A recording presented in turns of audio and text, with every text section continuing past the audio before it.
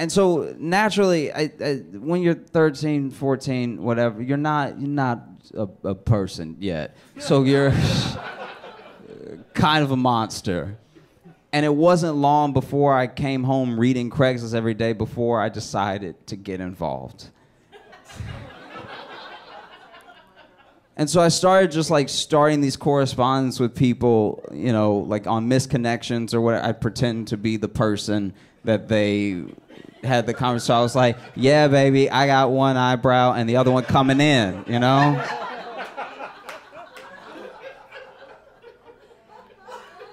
And I was doing it every day for like months. And then some people, I would give myself away by being too into it and they know it wasn't the person and they wouldn't respond. But other people, we get like a long correspondence for a while. And I remember one day I was, you know, sitting at the computer, just really excited to get into it. It was just a Tuesday and I didn't have anything else to do. And this was a 2-hour window day, not a 1-hour window.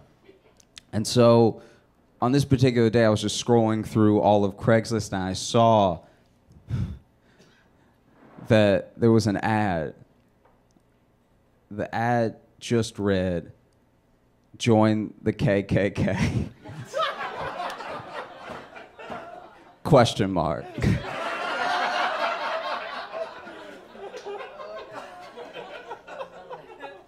And so naturally I was like, dope.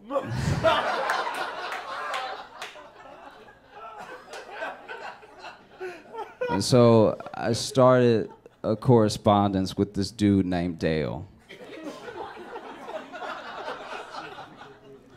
And like, I felt kind of bad because like, if you're hurting that bad in 2004 for recruitments that you need a Craigslist ad, then we must be making progress. Like, you know, the world's getting better. And so I talked to Dale a little bit, you know, just emailing back and forth. I was like, hey, what's up? I'm white. You want to chill sometime and talk? And by chill, I don't mean the way black people use chill. I mean actually go somewhere cold and hang out together as friends. And to my surprise, the next day, I had an email from Dale that was like, hey, great to meet you. You seem like a cool guy. And all of our correspondence for the first couple days was like the most basic, just like, oh man, you like Star Wars too? So do I as well. Like I couldn't be natural on the thing. Like I was so nervous every time I typed. But then once we really got like a rapport built up, he was like, we should meet. I want you to meet the brothers. And I was like, that sounds great. And I grew up in Alexandria, Louisiana, which if you've never been there, don't know what it is, you're doing fine. So I guess you don't need to. But there's this bar called Finnegan's. And I was like, hey, Dale, look, just meet me at Finnegan's and we'll sit down, we'll have a chat and everything. And then if you really like me, you can introduce me and the other brothers and we can all be a family. And so the next day comes, and naturally I don't show up. I don't want to die. I was never gonna. That'd be insane. No. But he hits me up the next day after school, and I should point out that like for 2 weeks I was running home mainly to talk to Dale. I wasn't even reading Craigslist anymore. I had 6 friends, and Dale was one of my best ones.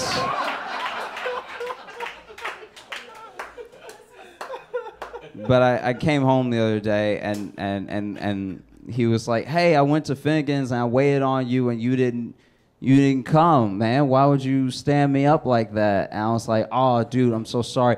And so I came up with an excuse, and this is like, you know, we're talking 2004. We're talking before like everybody had a cell phone, you know. So it's like some people still, you know, didn't have a cell phone, and they made plans and they went out and they did them, you know.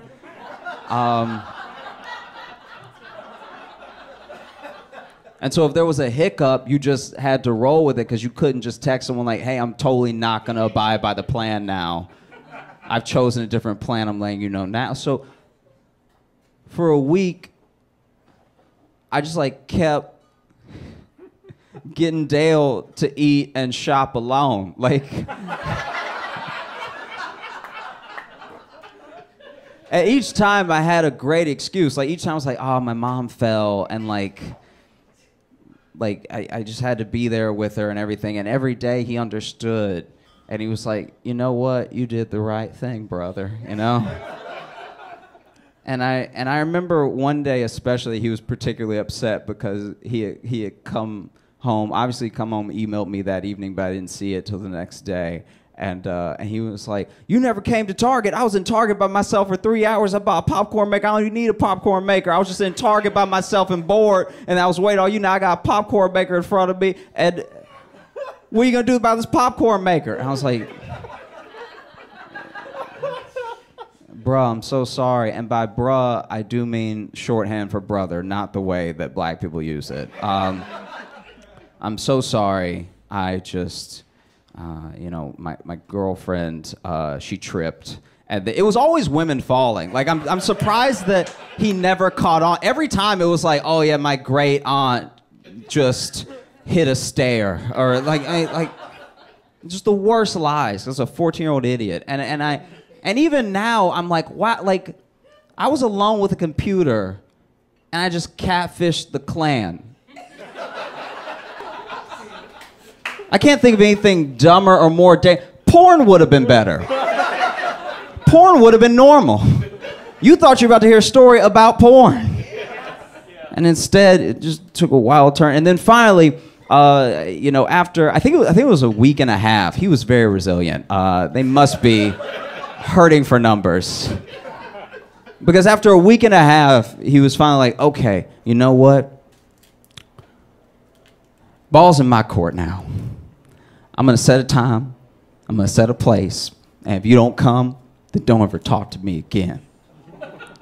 And I was like, fair enough, okay? You've been so patient with me. I really just want to be part of the brotherhood. Just let me know where I need to be. And then he picked Finnegan's again. There's not that many places to go in my town. And naturally, I didn't show up. I didn't hear from him again.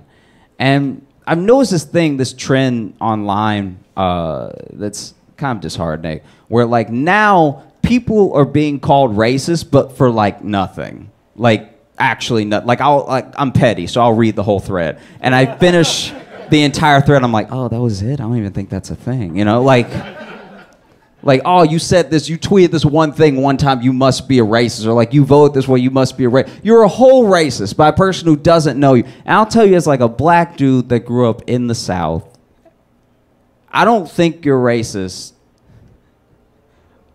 until you go to your second Klan meeting, all right? Like, look.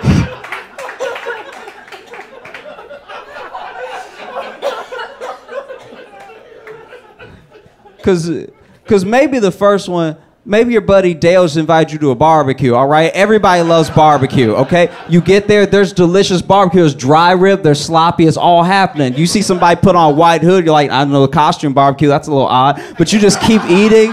There's corn on the cob, there's collard greens, there's brisket, there's pulled chicken, it's all delicious. And then there's a burning cross in front of you, and you're like, I'm already here.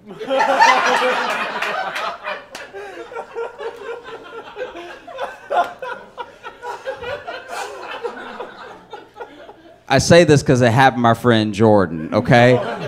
He accidentally went to a Klan rally because without knowing what I was doing, my buddy Jordan, who was about 3 years older than me, actually met Dale. And got invited to a barbecue. Turns out Klan rallies don't just start, they ease you in with a barbecue. And he was like, I know what to do, I ate all the food, I can't miss the meeting.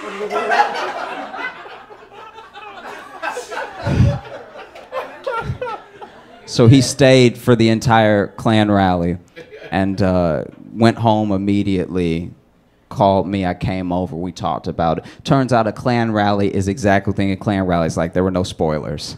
But just past his head in the kitchen, I could see a to-go plate. And I was like, Jordan, are those Klan ribs? And he was like, yeah, and I was like, can I have some? And it hurts me as a black dude that grew up in the South to say that the Klan makes the best ribs. I don't know what they're doing. I don't know what kind of rub that is. Who would have known that you can't taste racism? It's delicious. Okay? It was to the point where I was like, I think you need to join. I need these every Sunday. These are amazing. Guys, I'm Josh Johnson. Thanks so much.